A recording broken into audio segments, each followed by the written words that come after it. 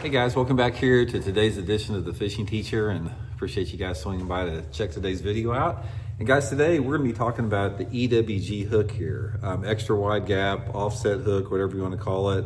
And there's really only three situations you should ever use an EWG hook in. For the most part, I like to use a straight shank hook like this. I think a lot of people overuse an EWG hook because it is user friendly, but it's costing you fish. So what I want to do in today's video is I want to talk about the only situations that you ever want to use an EWG, and the rest of the time you need to use a straight shank. So we'll get into that in today's episode here. Also guys, a couple quick things before we get started. Just want to remind you about this new stuff I've been using. It's called Bait Pop. Guys, it was actually called a sonar enhancer. It was originally designed for guys that use live sonar to make your lure show up easier on it. But guys, this is an unbelievable fish scent within itself. I don't use it obviously for live sonar because I don't even own live sonar, but this has got like everything in it that fish formula had, all the flavors of the old fish formula. It's got, amino acids with it. It's got real fish in it. This is some of the best as far as when you put it on a lure. It stays on a lure for like 30 minutes. So I'll put the Bait Pop link in the description and my Tackle Warehouse link if you guys would like to get a tube. And I just like to put it on it and just like butter them up, man. I'll just put them on, my baits like this. I'll show you real quick. Squirt some on there. It comes in different colors and different flake sizes, and just rub it in like that. And it's sort of like creates this, different type of look and feel to the bait along with the smell. So anyway, guys, Bait Pop link in the description there. I really appreciate that. Okay, guys, EWGs, I've talked about this on the channel before, guys. I'm not a fan of EWG hooks. I used to use them all the time.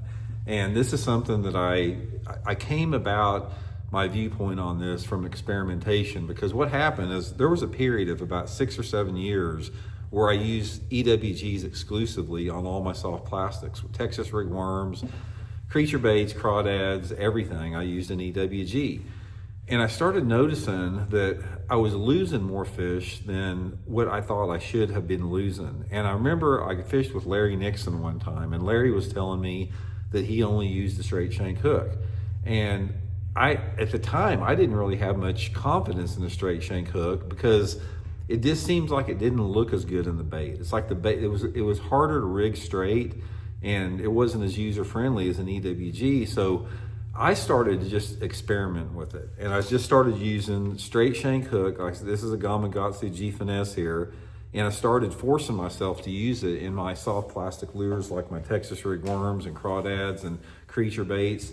And guys, my bite to land ratio went up probably, I'm gonna say 15 to 20%. It's like, if I was, if I got 30 bites on an EWG, and if I lost 7 or 8 of those fish, I'd only lose a couple with a straight shank hook. So I use a straight shank hook all the time for everything soft plastic except for 3 scenarios that I'm gonna talk about today. And also guys, I'll put my Gamakatsu G Finesse hook link in the description of the video. These are absolutely the best hooks for you. Okay, the 3 baits that you wanna use the EWG on. First one is any type of a buzz toad or a horny toad like this. Now obviously the reason you wanna use an EWG for this is the fact that it's weedless. And it also gives it a keel to run straight through the water like that.